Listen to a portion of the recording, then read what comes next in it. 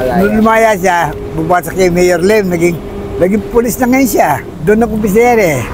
Nalipot siya Malabon. Ang lupit yan doon, Malabon.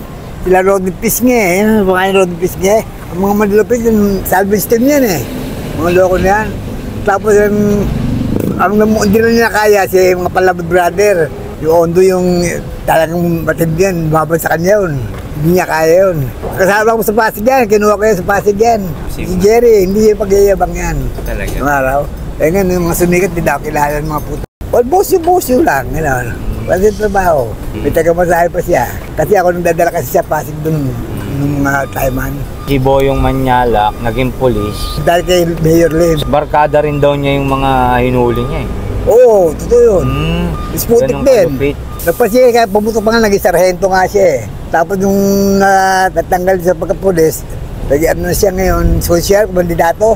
Nandalo, kinotay na. Kaya ginanti ang anak niya, mga manasala kalaban niya, Kalokan. Pulis sa Kalokan, mabigat yun. Pulis sa pulis. Hindi niya kaya kapapangan yun eh. Talagang tinira yung mga ano niya. May horada katira yan eh.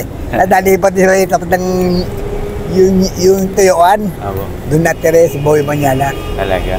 Isang bata-bata sa Bondat Agila.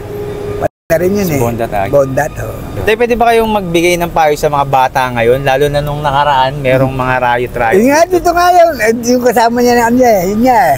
Pinunta ako nga nung maga eh. Binagbabati yung mga driver. Kukunin ko nga yung file dito sa na botas eh. Pauhuli namin mga p***yan. Pagkakaralan ko nga mga loko na yan. Porque naman nagnanakaw dito. Yun nga, dapat bago sila, walang kwento makulong. Akala nila maganda yun. Wala. Kasi doon sa Galangin sa Laguna, mga bata nun, matigas sa ulo. Nung nakulong, may mga pagganon sila. Iiyak, tama sabi niya. Tama sinabi ko sa kanila.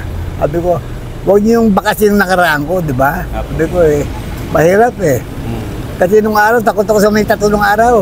Talaga? Oo, ano yun, sa 36 taon na ako, di ba? Kaya nga, sabi ko. Kaya sabi nga nila, ganun.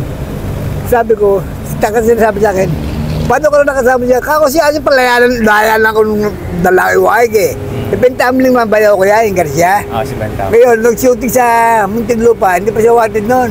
Talagang nabundag sa Talaga? Pero hindi na nakulong yun. Sabi ko, ba't ka nakalagay sa cellphone? Ganun.